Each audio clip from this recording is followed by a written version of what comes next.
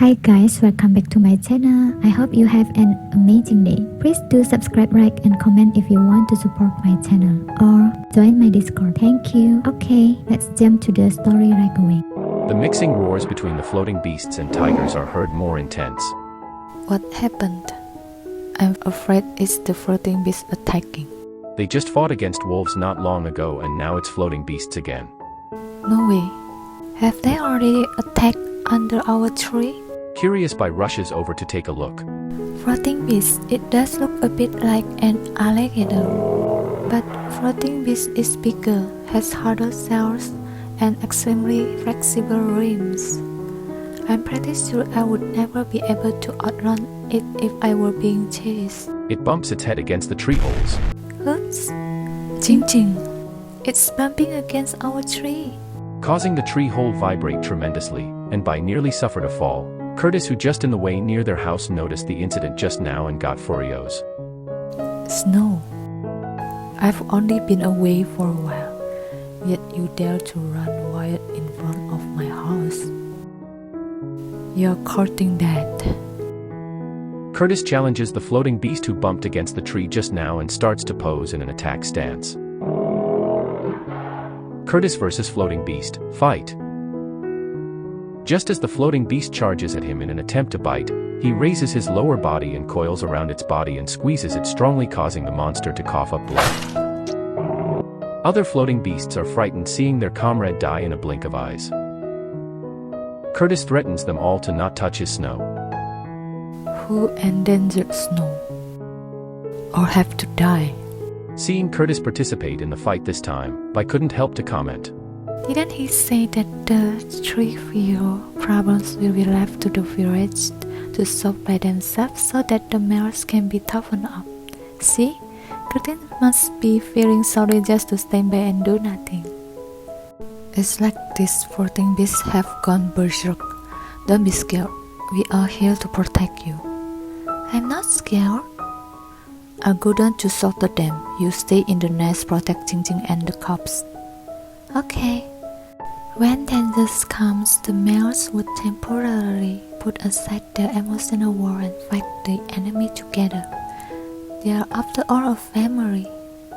Suddenly, one of the tree hole in the vicinity fell down and it turns out it's Becky's house. Ford, where are you? Don't leave me. Becky, who has a strong reliance to her spouse, is searching for Ford, who seems to engage in a battle with the floating beasts. That's Becky's house. Parker, hurry up and go help them. Becky has only one spouse. They won't be able to handle it.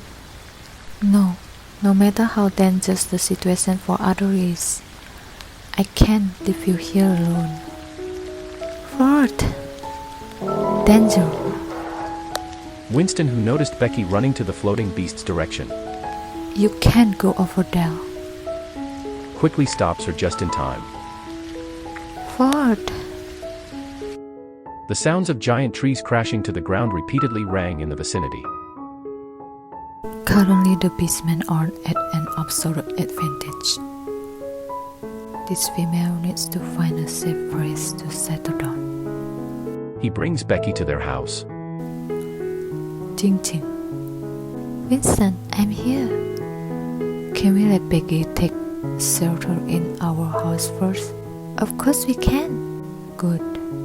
Bai gladly accepted Becky to stay at their house, but Becky keeps struggling and screaming. Becky, it's me, Bai Jing Jing. I guess he does not wish to be apart from Ford. Winston, can you let Ford come in as well? Parker instantly voiced his objection. How can we let a male come in? What the situation is this now? Let him stay at the bottom level and not come up. Is that fine? Bai sternly keeps her decision. What do you think? Parker can't do anything and reluctantly agreed. Alright. Becky rushes over to Ford's embrace right he entered the tree hole. Ford, I'm here. Winston hands over the safety of their house to Ford as he and Parker will go into the battle. Parker and I both will go down and help. I'll leave it to you here.